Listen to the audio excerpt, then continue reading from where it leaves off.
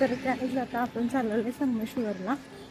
तर संगमेश्वरचं जे लोकेशन आहे ते तुम्हाला मी दाखवते तिथे गेल्यानंतर. मग तर समुद्र नदी आहे, नदीची संगम झालेला आहे. कृष्णा नदी आणि आलेलो आहे संगमेश्वरला.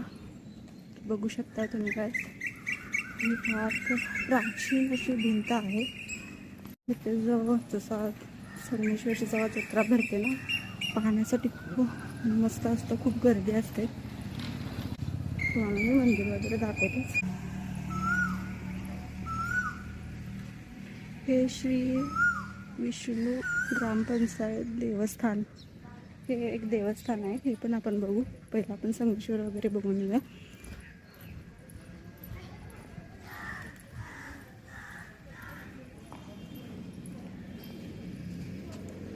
तर इथं आपण आलेलो आहे श्री संगमेश्वर मंदिर.